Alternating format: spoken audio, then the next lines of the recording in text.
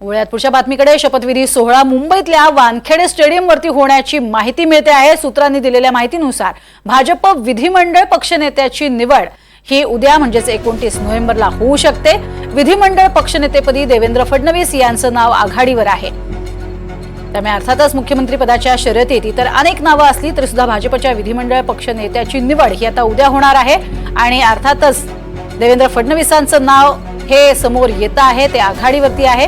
कारण सर्व पक्षांनी पाठिंबा दर्शवलेला आहेच की जे काही निर्णय हे वरिष्ठ पातळीवरती घेतले जातील त्याला आमची मान्यता आहे। अजित पवार यांनी तर फडणवीसांचं नाव घेऊनच मुख्यमंत्रीपदी ते विराजमान झाले तरी पक्षाला चालेल ही भूमिका घेतलेली आहे आणि भाजपतील बहुतांश आमदारांना फडणवीसांचंच नाव हे मुख्यमंत्रीपदी चालणार आहे। अधिक माहिती घेऊयात आमचे प्रतिनिधी सुनील सिंग यांच्याकडनं। सुनील, सगळ्यात महत्त्वाची बातमी समोर येते, वानखेडेची निवड करण्यात आलेली आहे। भव्य दिव्य असा सोहळा होणार असं कळतंय, काय अधिक माहिती? मग महायुतीला जेवढं सीट मिळाले आणि त्यांची सरकार येण्याचे निश्चित आहे, पण मुख्यमंत्री चेहरा कोण होणार आणि बीजेपीचं मधूनच होणार हे नक्की आहे, पण कोण होणार हे त्यासाठी आज संध्याकाळी बैठक आहे। केंद्रीय गृहमंत्री अमित शाह महायुतीचे जे प्रमुख आहेत त्या नेत्यांबरोबर बसतील आणि ते ठरवतील।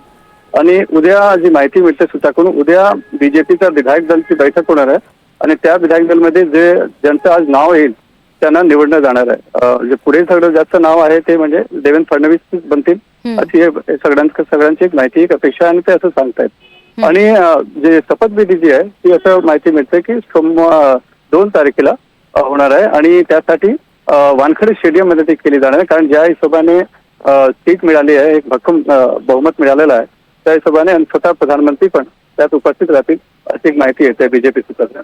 अगदी सुनील सिंग जी, सगळ्यात महत्त्वाचं म्हणजे अनेक बडे नेते सुद्धा यावेळेला उपस्थित राहणार असतील। सर्व मुख्यमंत्री जे आहेत भाजपचे ते सुद्धा या कार्यक्रमाला उपस्थित असतील आणि काही खास नेते मंडळींना किंवा काही महत्त्वाच्या व्यक्तींना इथे बोलावलं जाईल का, याबद्दल काही माहिती?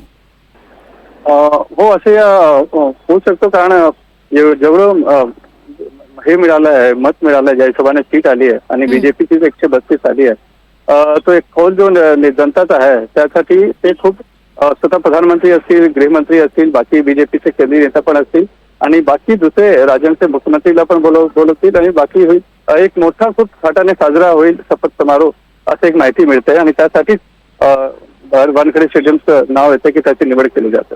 नक्कीच सुरता, धन्यवाद या संपूर्ण माहितीसाठी सुनील।